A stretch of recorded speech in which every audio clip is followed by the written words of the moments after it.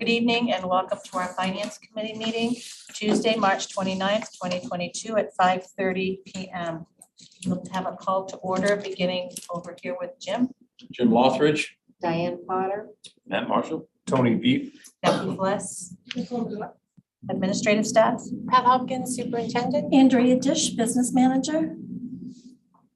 Josh Farr, Director of Adult Education. Sarah Sims, Principal of Gardner Regional Middle School.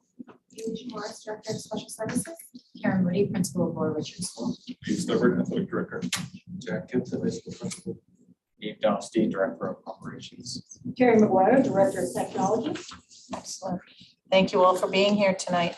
Oh, and we have Ange Penderoff.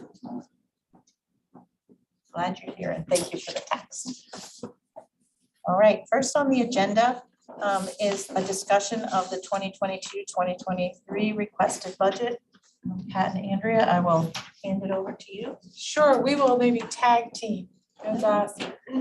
So at last week's meeting, we looked at the status of the budget, and the committee asked that the administration go back and do some additional work to try to bring it in lower.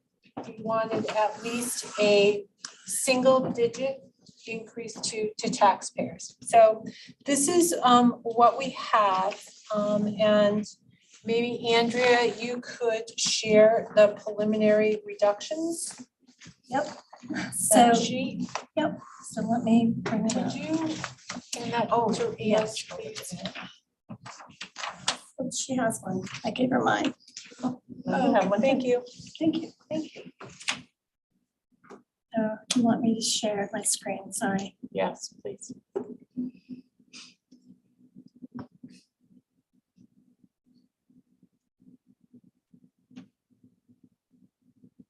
I'll just give her a moment. we go. All right, so the last week when we were here, we were looking at a preliminary budget that was $29,111,574. Since last week, we have learned that health insurance, the cap for health insurance came in at 8%. We had budgeted 10%. So the savings is just shy of $80,000. So that amount has been removed from the budget. At the last meeting, you made a decision not to move forward with capital improvement bond. That was $160,000. That has now been pulled out of the budget. School lunch. Andrea has assessed and looked at our school lunch program to determine how much money we need to budget to cover all of the expenses. And she feels comfortable that we can reduce that by $50,000, okay? That is an estimate. We never know until the end of the year what our costs actually are. But based upon her history, she felt comfortable reducing that. We've reduced the cafeteria flooring at the high school. That was $65,000. What I really tried to do is, as I show here, is find the least impactful reductions. That's what I tried to do. We built into the budget an additional half-time custodian to be placed at Helen Thompson because of the new modular unit. So in conversations with Gabe, we're looking at our existing staff and feel like there's some flexibility with some of our existing staff that we can move and shift people around to provide some coverage. Now, when we built this in, the idea was that the person would probably work after school. That may not happen to the degree that we had anticipated, and it may not be 4 hours, but we feel like we can, again, modify schedules and get some additional support over there. We also had money in there for extended school year. We still have money in the budget, but we had built additional money for this next year. I'm pulling that out because I believe that we have enough flexibility with our federal dollars to cover this increase for next year, because part of the federal dollars was to be used for summer school programming and stuff like that. So we do have some money set aside. So we pulled that out. By pulling those numbers, that brought us to a reduction of 395. The 395 brings us to 28,716,524. If you look at the paperwork that Andrea provided, you will see that that brings the budget down to a 7.06% increase. And then if you look on the back of that document, that still equates to a overall average of 10.83% increase to the taxpayers. Last week, Andrea said that you needed $370,000. I think that was the amount. What in her mind, it was 370,000 above and beyond the 160. Okay, and not just a total of 370. So really it was like a total of 530 that we would need to be able to get into single digits, okay? So you can see the reduction of 395, how that impacts the budget. There's another page that she provided that I thought would be really helpful. As a reminder, and we've talked about it here, last year, when at the 9th hour you received additional subsidy from the state, you decided to turn that back into, or to give that back to the taxpayers to help reduce taxes. If you had held on to that and applied it this year, which was an option that we had talked about, this is what our contribution, or each town's contribution, would have been. So we're just trying to share that information so you can see how differently that would look. So that's just for information purposes. So if you had decided to do that, we'd be looking right now at a 7.09% increase. So questions on that before I move to the next step? Okay. Yep. I missed it, I'm guessing this wasn't extended school year for $18,000. Could you explain that to me a little more? Sure. Extended school year program is for our special needs students. Okay, and they will come back to school and get some receive some additional support during the summer.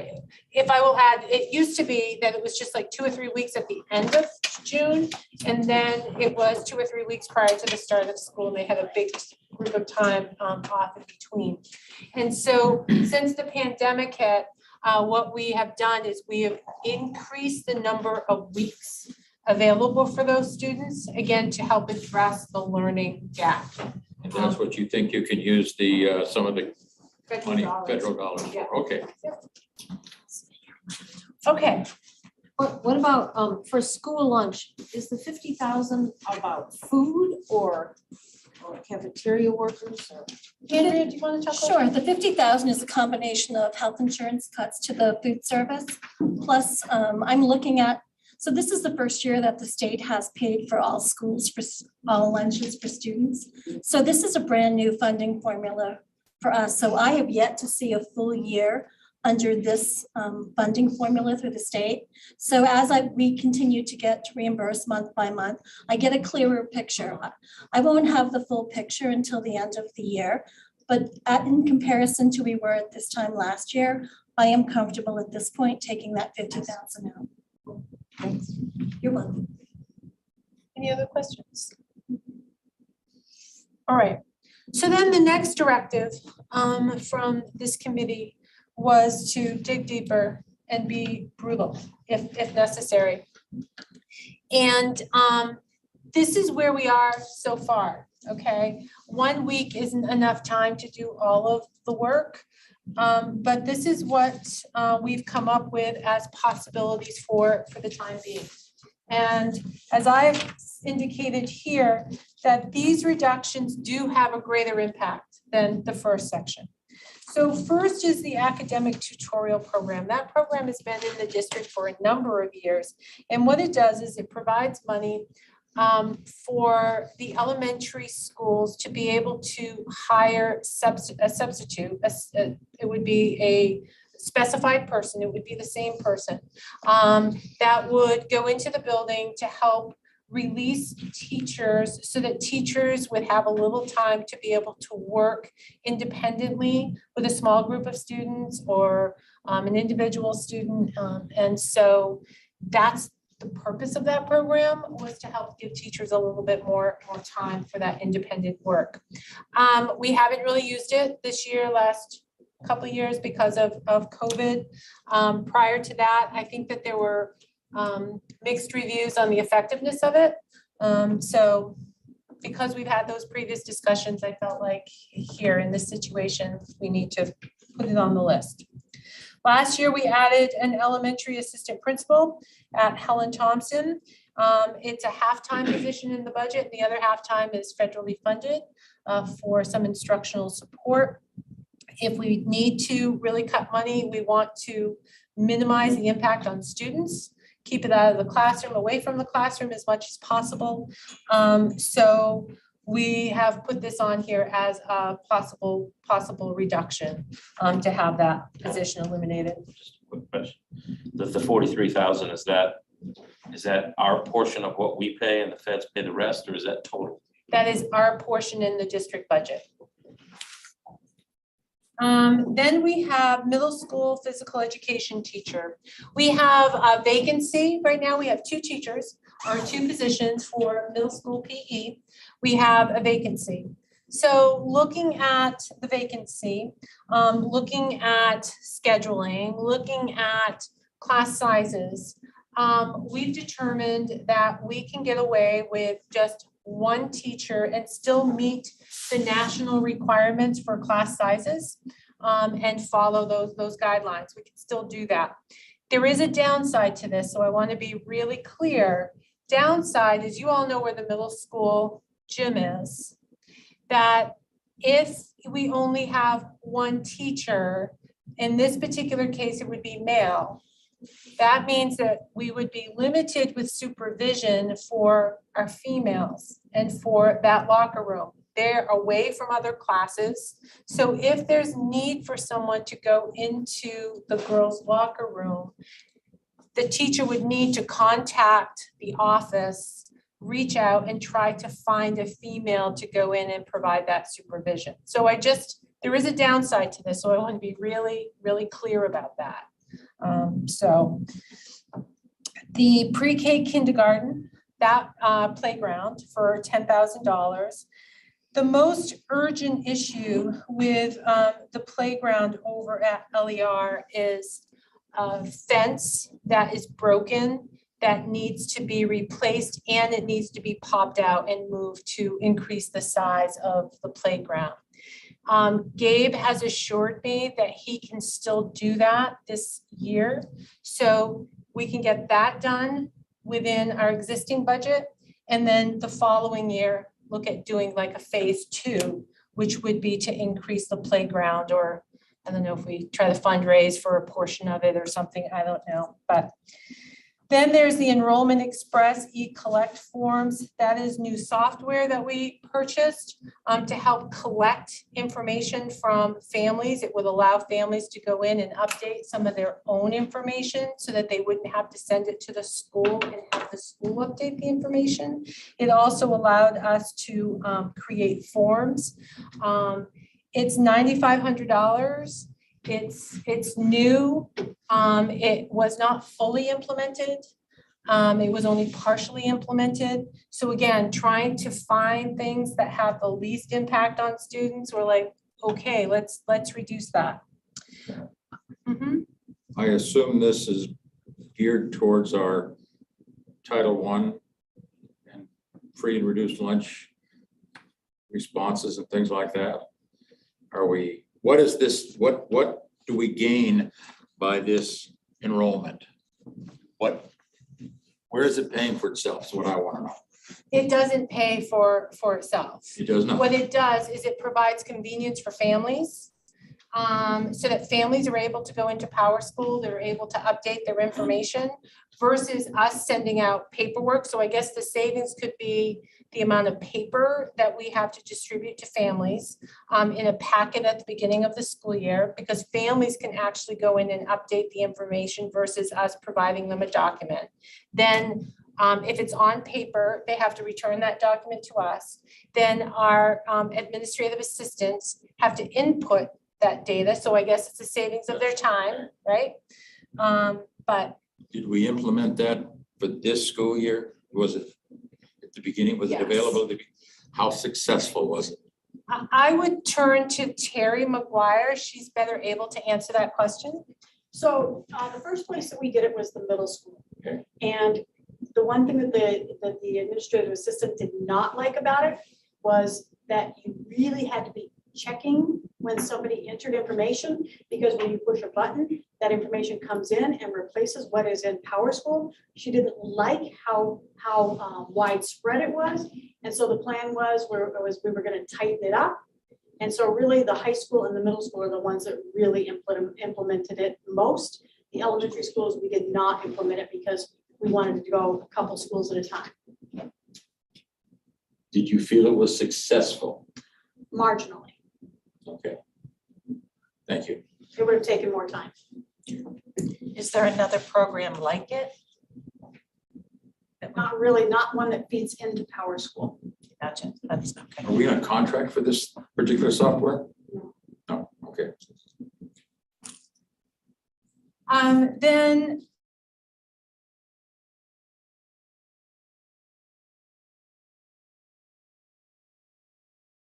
looking at academic instructional expenses, I wanted to look at extracurricular, co-curricular as well.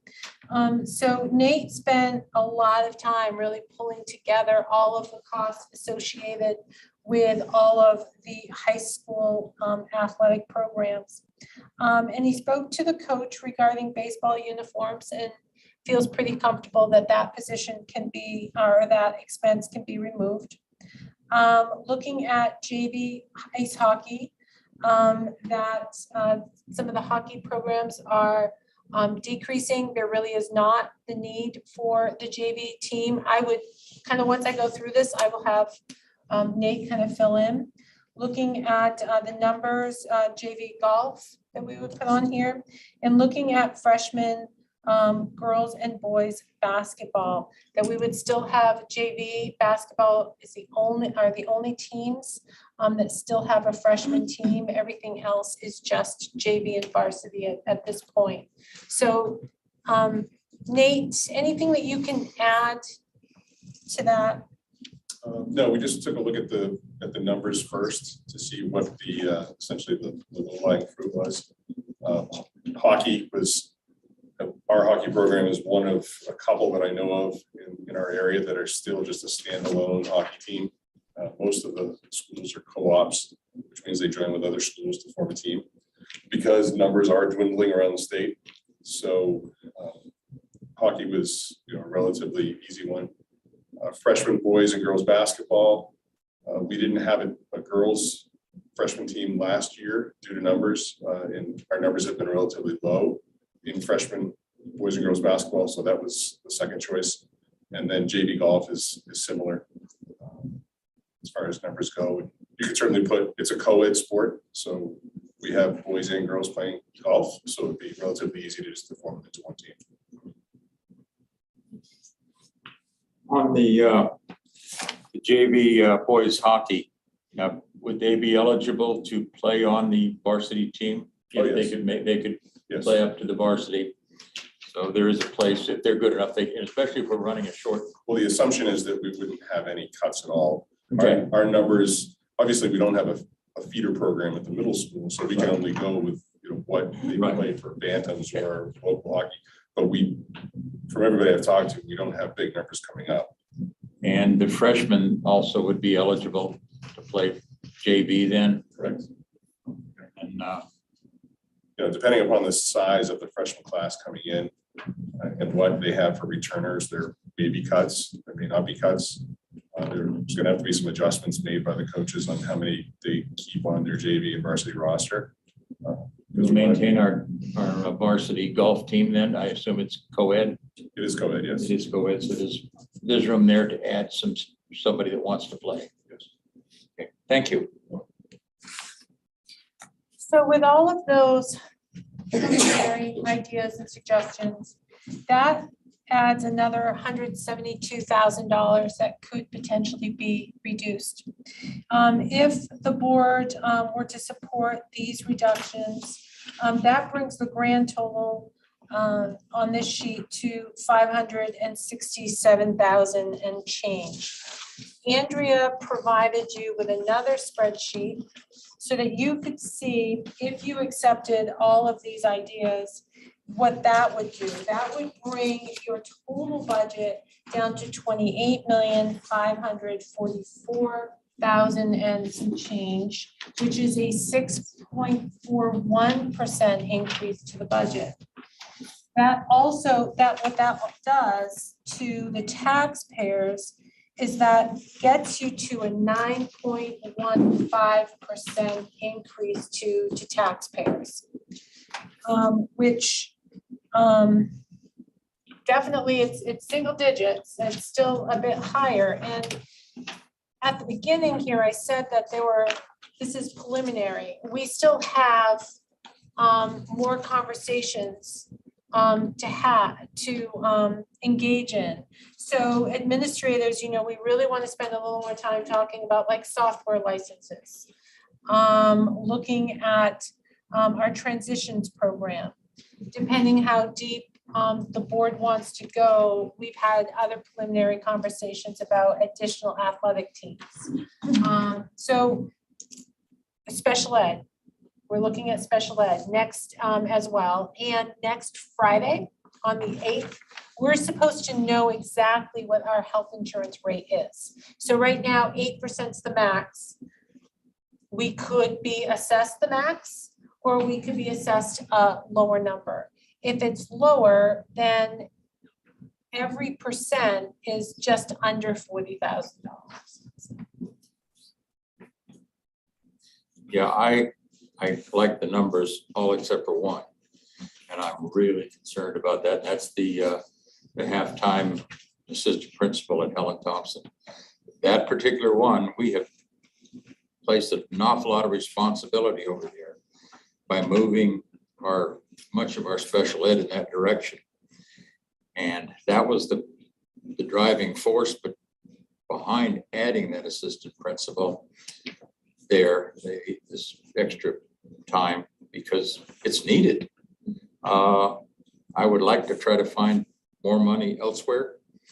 The rest of them, I think, are reasonable. That's my own personal feeling. But I would really like to see that stay in the budget. I think it's a good bang for our buck. Absolutely agree with Jen. I was having the exact same thought. I think all of these are actually really good reductions, proposed reductions. I think it'd be very helpful. So after all of these reductions, you said it's like a 9% increase to taxpayers. 9.15, you should have Yeah, that. 9.15. Yeah. It'd be really helpful for the folks watching, I think, that have to pay their tax bill every year, to know what that actual impact is to them. For example, what per 100,000 property assessment or mill, you talk about mill rate, what does that look like in dollars to them for an increase on their tax? That would be very helpful for me if we could get that info. I think we did it last year and the year before. That's a good idea. Andrea, would you respond? Because Andrea does get that information, but it's going to require me to get additional information from each of the 4 towns. And sometimes it takes longer than others, but they need to have certain documents prepared in order for me to be able to do that calculation. And without one, I can't really do any. Andrea, if you will get that information for Pittston, at least what you need from them. I'm going to a town meeting tomorrow.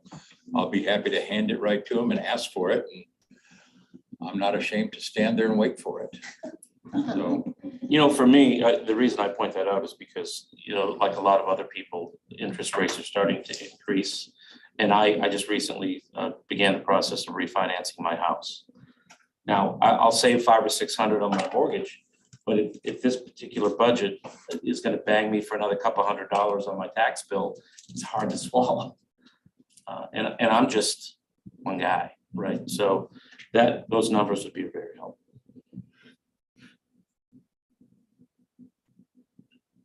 Yes, Sure, I shook my head, yes, Okay, thank sorry. you. Yes, I'm on it. We heard you. Yep, sorry, I didn't realize you were waiting for a response. So that's really what we have for tonight. Jim, your response, Nicole, your response is really helpful. Same with Matt.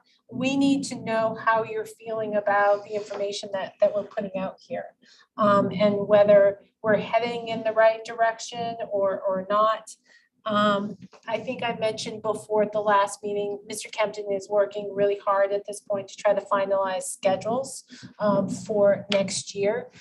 He's hoping that work will be done the end of this week, beginning of next week. So he and I will be able to really look at staffing levels at the high school. We haven't had time to do that yet. Yes. I just want to follow up on what Matt said about the impact to taxpayers. I can provide our impact to taxpayers, but you just need to know that's only half the story. Right, I hate to point that So, out every You time I know, say it. every town, there's two things that make up the property taxes, the increase to schools and the increase to towns. And I can provide you what our increase was, or is going to be, but to get the full picture, you would need to know what the increase for each city or town is. You could probably anticipate that that's going to be an increase too. So that's my point is, at least we'll know on our side. With fuel prices up 40%, I would guarantee you that. Some taxation by 1,000 cuts. Well, energy costs, but also I am certain that the municipalities are struggling to hire people and fill positions just like we are. And so I'm certain they are putting money in their budgets for additional salary and health insurance, all of those things that we're also grappling with. So yeah, I would fully expect that taxpayers should see an increase on both sides. Contractor who has done our plowing for the last few years has made it very clear that he does not wish to do it any longer. He cannot find the staff. Fuel costs are up. And not to be unkind, but he's getting older. So I'm the only one who could say that here. When you say we, do you mean you personally or the town of The Pittston? town of Pittston. Yeah, we cannot find, it's not my driveway it's a problem. I don't care about my driveway, but we're talking about a lot of money. Close to $500,000, I think it is, or I could be wrong on the dollar figure, but it's a lot of money. And we, in some of the towns, have gone to bid for the next year's plow contract, and even last year's plow contract, we didn't have to. They didn't get any bidders. They opened it up for bid and nobody showed up. And they had to beg people to come and continue doing the towns, and it may get even worse this year. And I think when we finally see contracts, they're going to be a significant increase. And I don't think that's just in the plowing. That is going to be in everything. We certainly know that when the roads aren't well maintained, it impacts the community, of course. It Yes. impacts us. If our roads aren't maintained, we can't come to school on certain days, so. So Pat, if I could just say one more thing, I think that for me, I'm usually a bottom line guy. I'm a 5 or 6% supporting type guy. I'm not a 9% supporting type person. 5 or 6 would be good, but anything better than that would be excellent. I don't know. I know, Matt. I get it, but I am, again, we don't know what insurance is going to come in at. If we can get another 150, that's not going to bring you to where you want. And I was thinking another 150 might be going pretty deep unless you want to really start looking at positions that impact students. or carry forward. Were you here for the carry forward conversation? Yes. Yes, well, I watched it, I wasn't here. I don't think there's any way to do it without it.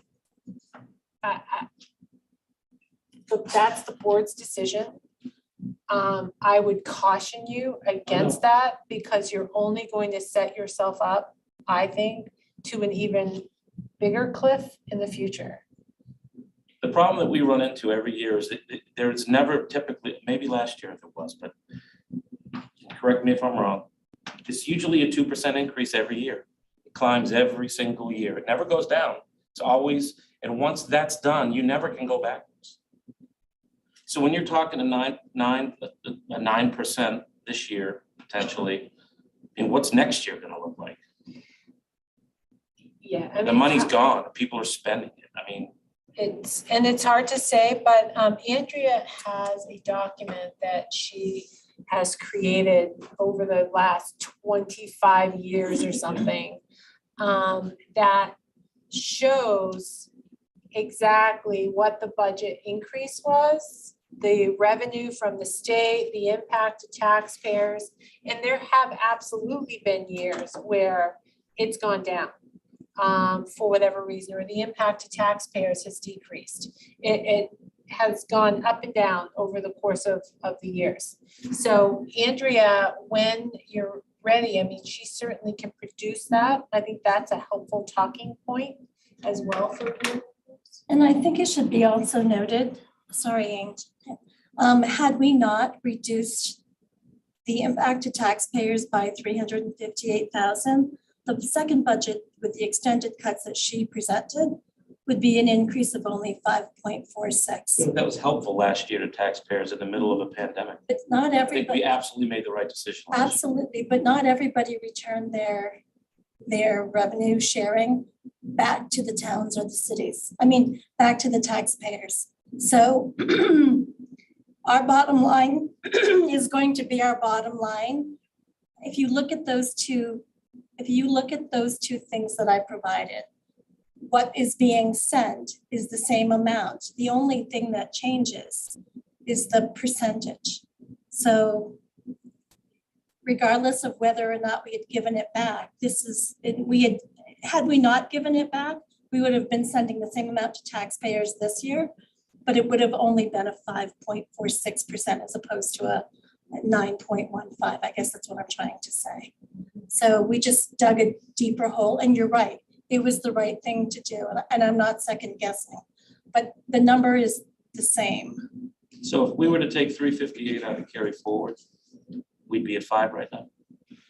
If you take 358 out of carry forward, in another year or two, you're going to be sending a lot more to the taxpayers. We looked at carry forward. You're going to be out of carry forward. I think it was 2025. But we don't have to do it next year if we don't want to. Well, that means we would send an extra of 1.3 million to taxpayers if I remove carry forward from our budget.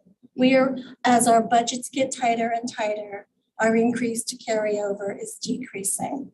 And at the clip that we're using it, it's going away so. Yeah, it's just for. Ange was next. I just wanted to mention that an average of a 2% increase is merely keeping up with like a cost of living. That's not a tremendous amount. It's looking at a lot of weird changes to numbers. What was CPI this year? 5.99. I thought it was 7. We were approaching CPI, 7. cost of COLA was 5.99. CPI was 7. I had a question on you mentioned $150,000 was something you thought was doable. Now let me finish before you answer. So you can, what I'd like to know is, does that include the half pay position for the assistant principal at Helen Thompson? Is that part of that 150 cut, or would that be able to be back in, and then we have the ability to put that in and still come up with $150,000 additional cuts? I was thinking 150 above and beyond what's here. Okay, that's what I wanted to understand. But I'm not 100% certain. Again, I mean, we need to look at health insurance. I think we need to look at special ed. We have going remote resulted in us making a number of license purchases or subscriptions to be online for various software. I think, and those are expensive. So we really need to reevaluate those and how many we're offering. So there may be some savings there. Looking at our transitions program potentially, which is we have a small transitions program that supports students in grade 8 going up to grade 9. It has trying to get students in to participate has been challenging. So it hasn't always been as effective as you would like. There are some additional co-curricular, extracurricular that we can take a look at. Maybe there are other things. I want to be careful at this point in saying too much because I'm not really certain what's doable. If you want more than that, and again, we don't know about the high school with their schedule. We are just going to have to look at positions. I'm concerned about, we still have to get this passed by the taxpayers. And that has never, in my mind, been a major hurdle for the last, as long as I've been on the board. I've always been able to discuss that with anybody and have a convincing argument why I felt we were in good shape. I am concerned that I will be able to, I'll definitely work to make that argument, but I don't know that I'll be able to sell it. And that's concerning to me.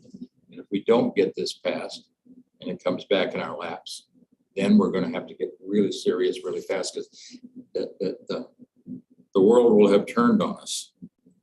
And if we don't get it done the first time, we may have to be even more brutal the second time. I hear you. I agree with you. I mean, we're all taxpayers, right? Yeah. Many of us are all sitting here are taxpayers. So we understand what it means when we see our taxes go up in these communities. So I hear you. We are working hard behind the scenes to find potential savings without gutting the programs that we've worked so hard to create, which is, fundamental to the work that we do, and some of the additional supports we've put in place for staff. We don't want to go in and start gutting them if we don't need to, if at all possible. I'm going to have to look at it with a real tough eye. I hope this is a good progress that we're making. Okay. All right. So that's what we have. I mean, we'll be back here next week. Different night, same topic. We will be here with more to talk about. Hey, a quick question on the elementary assistant principal. There's federal funding as the other half of that. Is that contingent on a match from us? No. Okay. Is it something that we could look at as a halftime position or changing? Can we keep that federal fund coming in? That half of the job is not administrative. Okay, that's the. I could not Yep. justify using those COVID dollars. They had to be instructional support. So. From a business perspective, that position, keeping that position in is really a smart move. The federal Because you're getting dollars, it for half price. technically true, speaking. but it's the federally funded for 2 years. It is, so you have one more year in which it's federally funded. So. Okay, that's where we are. Any other questions? Ryan? Does it pay to have Andrea look up the possible tax for the different towns until we get the other information on the insurance and the class reductions? I just thought it sounded impractical. It would be helpful if, I mean, I can ask. Sometimes it takes a don't care. while. I It thought takes you- a while to get them. There are forms that they have to do, and if they're done, then I can get a copy if they haven't done them. It's basically their rate calculation for next year. And if the town hasn't done it, then, or the city, then I don't have it. So I may be able to get it, I may not. Typically, I usually get it in May after their town or their meetings where they set their budget, because that's where that is coming from. So By then, we would know. correct. We would know by May, you have to have your budget set by the end of April for us to be able to move forward and serve the warrants and everything else that we need to do in order to get ready for the referendum and the budget meeting. When are we planning on the budget meeting happening? Got a date in mind? Yep, it's on it was on the budget timeline. So the budget referendum is scheduled for the 14th of June, and I believe the annual budget meeting is scheduled for I want to say the 7th, Tuesday before, but I should, talking off the top of my head sometimes, just, Thank you. I'll look. While she's looking, we have another item on the agenda. That has to do with the adult education, driver's education program. So last week, you approved that we go out and we purchase a vehicle so we can get this program up and running. Since that meeting, something else has occurred. Oh, no. And Sound so, good? oh, no, it may be a great thing. But it warrants a conversation here. So Josh is here to, if you would get to. I'll come up to and the I'll podium. hand. If you would share the information with members of the board, I can give you that. so that you can make a decision on what we want to do. So, I've been calling around, trying to get set up and ready for potential training for driver educator, and reached out to a local program and asked about that, and then the owner called me back. Not the trainer who I had reached out to, and not the office, but the owner, and said, have you thought about contracting to do I know you're getting ready to do this, have you thought about contracting? And I said, yeah, it looks like we're gonna be able to make more revenue, a lot more revenue. If we do it on our own, it's more work, but it was significant. So he said, well, when he talked to me about how he works with others, one of the largest programs in the state, he would love to expand. Things are a little different for him, but he basically proposed if we contracted with him, he would give us $50 a student. And that's well over twice anything I'd heard previously. So I had heard a max of about $20 a head per student that goes through a program. So I said, I said, we're kind of getting ready to buy a car. So, and I talked with Pat and I talked with Andrew, and we came back to talk with you. So what I put together here is what it kind of looked like. When I initially put a proposal together, you can see the expense and revenue. It was a little different. We were looking at purchasing the car outright, so it was a little different. We switched to going to purchasing the car over 3 years.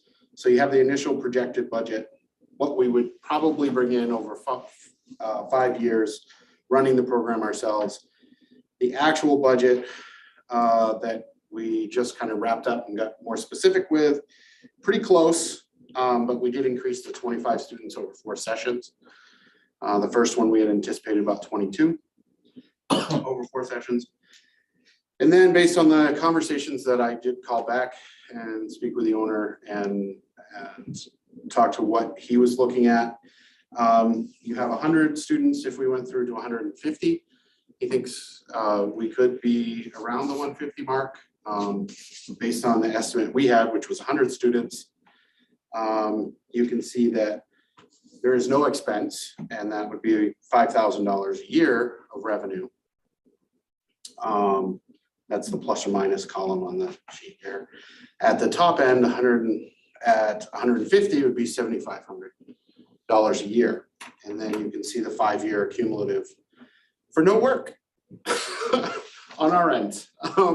So it became a different conversation. I was excited, I'm still potentially excited about doing it, but I think it came down to, in the conversation with Pat and with Andrea, does it make sense for us to start a program if we can get that close to earning the revenue without as nearly the level of work that we would need to put in to have our own program.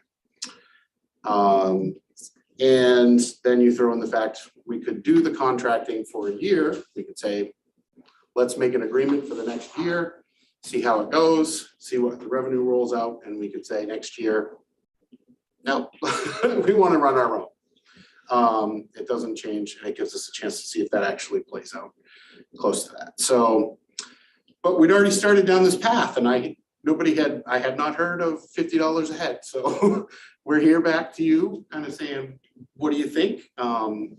It gave me pause. It made me stop and go, I need to maybe rethink this. But I also want to respect, we committed to doing a driver's ed program. So, so there's the new information.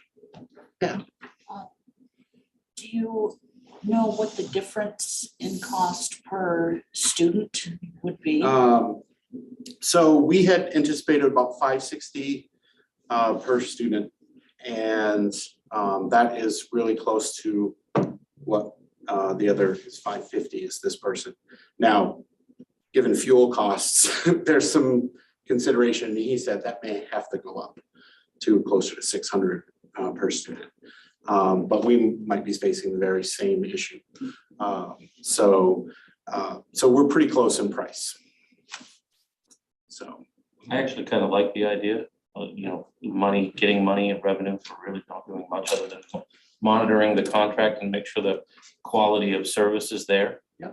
I like the idea of doing the 12-month or the year probationary type thing to see how things work out, and then maybe be able to opt out the year after. Yeah. I just kind of like that idea. Yeah, and in the conversations, he was willing to explore that and do that. So, sorry. Will we be able to get a guarantee from him that he will supply the necessary staff, and if we can grow the program? Yeah, his target, if on my notes, he was saying roughly 5 to 6 sessions a year, which is actually more than what we were anticipating. Right. And he did not feel as though he had a real struggle with COVID. He had felt like he was in a really good place with his staff, and he could fill those and do this. So will he be, in addition to our students and those in the district here, will he be taking other folks into the program that we would be able to get some credit for? Any student, so it would be based at the high school. Yeah. And that would be where the classrooms are that he uses. It gets approved through the state. Any student that came from any surrounding area, we would still get $50, and he would be able to accept into the program. So certainly think, especially where we're looking at trying to save a few dollars every place we can, this is a good opportunity to maybe take that direction and pick up the income without having a lot of expense. I mean, that would add $25,000. Well, I'll say $20,000 just to be on the safe side, right, into our budget versus taking X number of dollars out of our budget. Well, and it would go into his budget that you haven't looked at yet. Yes. Versus, it eliminates the risk. Yep. Yes. Yeah. No. Question though that I have for you currently, the adult ed program has a relationship with Mullins. You allow Mullins to use space at the high school, or they rent space or something? They have not used space at the high school this year or last year. He was not able with staffing to do that. So part of the contract would be that you could not have a relationship with Mullins moving forward, correct? They would have to be the sole. While we have this in place, we would not have Mullins. That's not to say that if we were full, we would be able to say there are other programs, Mullins would be one, but we would have this program in our school, not Mullins. Yeah. I just wanted to be really clear Yep. about that. I Is it take a it Mullins formal? was not able to talk about a $50 per student. Yeah, no, the contracting option didn't, I mean, I had a conversation with the owner of Mullins and it's very amenable, but didn't even broach the conversation of contract, I think because staffing was an issue and.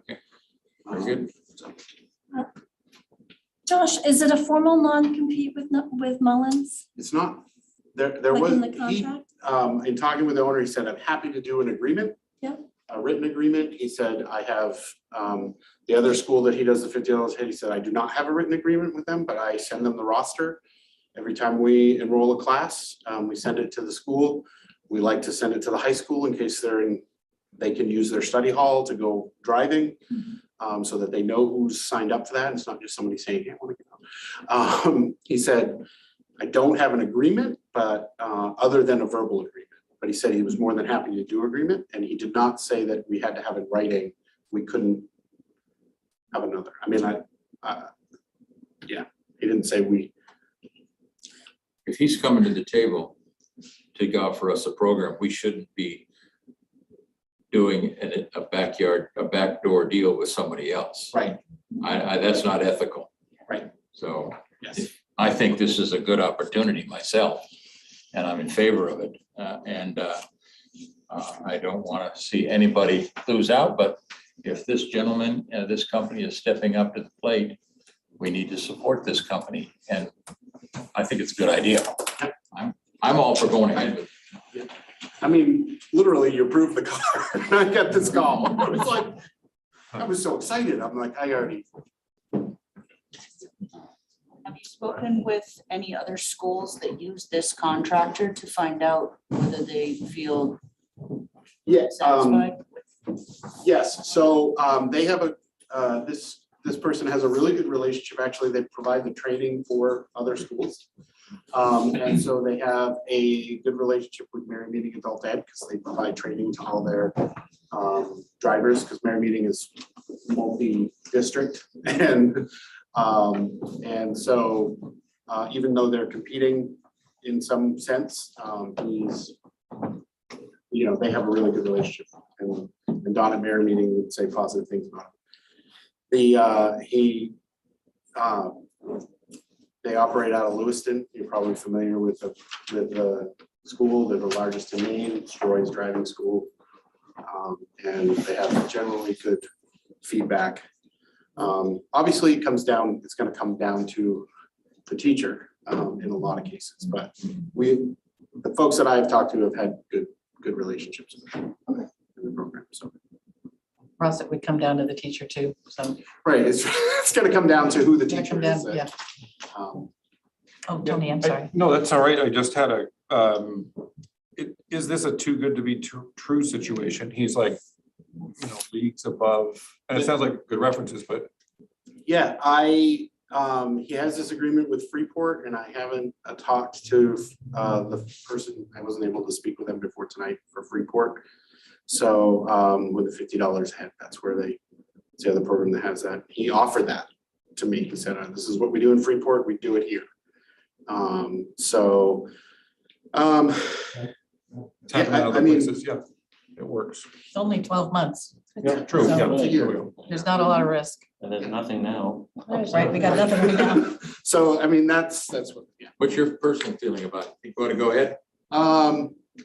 Yeah, I think giving it a year is my opinion. That's why I brought it back, because I was like, well, that was way more, $20 a head versus 50, that's a big difference. But I didn't, I already pitched the idea, and as Pat said, when we talked, probably gotta go back and say, well, let's try something different. I think it's okay to try something different. I think that the option doesn't come off the table for next year to try it on our own if we want. And I don't think that the owner of Roy's would be upset if we did that, because I think we talked about that. We'll find someone else. Do we need a He's vote on got this thing or? 15 sites, so I think we're gonna be. I think so, given your That's great. previous vote, I think it's important to have this recorded. So I would entertain a motion to switch our plan completely and to not purchase a car and to do a 12-month agreement with Roy's Driving Academy. So moved. Moved by Jim, second by Diane. Further questions or comments? All those in favor? Opposed? Abstain? I don't vote. Yeah, but you're here. Well, I'll vote yes, I am in favor. Informally. And thanks for your patience. Sorry to switch gears on you. Thanks for the research. Thanks for bringing it. Money's money, and we gotta Yep. save as much as we can. Maybe we need it. So, Thank you. Thank you very much, Josh.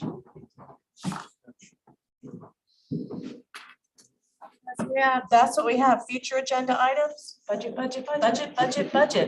Jim, to follow up, our school budget, our annual budget meeting is scheduled for June 7th. So All right, thank you. we're welcome. Thank you guys very much for doing the best you can. There is a problem in this meeting, folks. I didn't have enough creamer for my coffee. Oh, man. We have lots of creamer upstairs, so if you I've find gone up there that, next time. we can run up and get some. I was thinking of it earlier. I forgot my coffee earlier. Sure. All right, thanks, everyone. Thank you. Yes. Do we have, to? I mean. You don't have to, no, that's all public documents. They're all on the website, so do what you will with them. It feels so weird to be able to walk out of the You may. Yeah, with I all don't know this when it's stuff. gonna happen. My surgery did not count. So we hire two different spots here.